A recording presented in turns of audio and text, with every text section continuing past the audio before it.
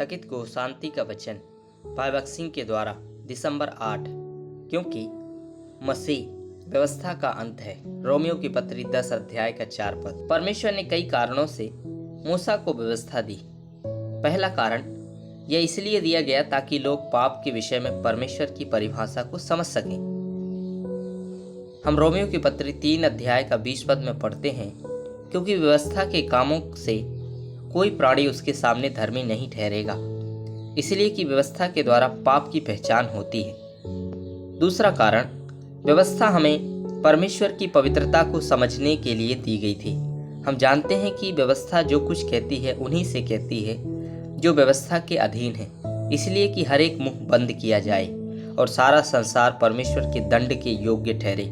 Romeo की पत्री 3 अध्याय का 19 पद। व्यवस्था वहां थी और वे भले और बुरे का भेद जानते थे, लेकिन जब उन्होंने पाप न करने का प्रयास किया पर वे असफल रहे और उन्हें यह स्वीकार करना पड़ा कि एक भी व्यक्ति के पास परमेश्वर की आज्ञा मानने और उसे पूरा करने की सामर्थ्य या मानवीय बल नहीं था, और इस प्रकार संपूर्ण जगत दोषी ठहरा और हर मुंह परमेश्वर के सामने बंद हो गया।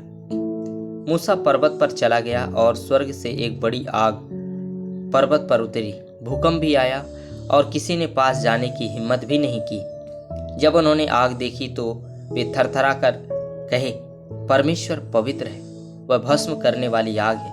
यदि वे उस स्थान के निकट जाने का साहस करते जहां परमेश्वर बातें कर रहा था, तो वे भस्म हो जाते और राख बन जाते। अगर वह आग इतनी पवित्र थी कि कोई उसके पास जाने की हिम्मत नहीं कर सकता था, तो तुम्हारी परमेश्वर के आग के पास जाने की हिम्मत कैसे हुई?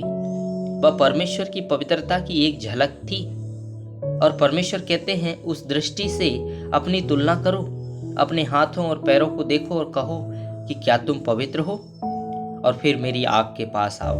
मूसा को छोड़ किसी को भी पर्वत पर चढ़ने की अनुमति नहीं थी। इस प्रकार हर मनुष्य का मुंह बंद हो गया। तीसरा कारण, व्यवस्था हमें यह जानने में सहायता करने के लिए दिया गया था कि पाप कितना भी भयानक है, तो क्या वह जो अच्छी थी मेरे लिए मृत्यु ठहरी?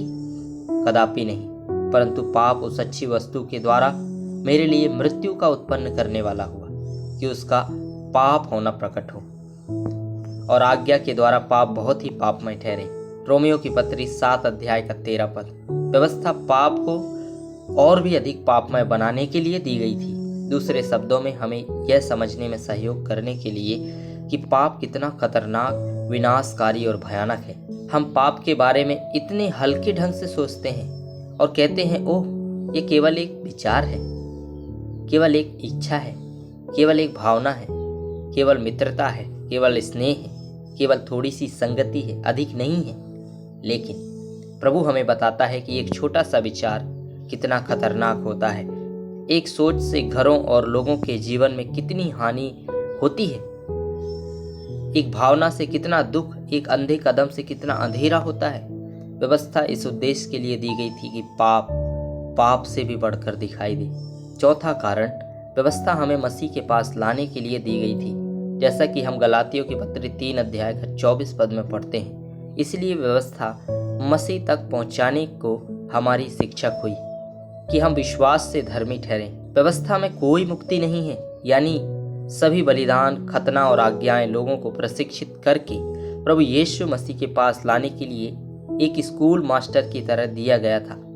और जब मसीह आया तो स्कूल मास्टर की कोई आवश्यकता नहीं थी, क्योंकि हर एक विश्वास करने वाले के लिए धार्मिकता के निमित्त मसीह व्यवस्था का अंत है।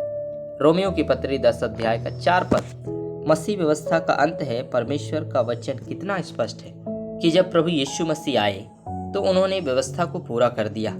अब हम खतना, शब्द या बलिदानों के अधीन नहीं हैं, हम अनुग्रह के अधीन आ गए हैं। हम कुछ करने से धर्मी नहीं बनते हैं, बल्कि विश्वास करने से।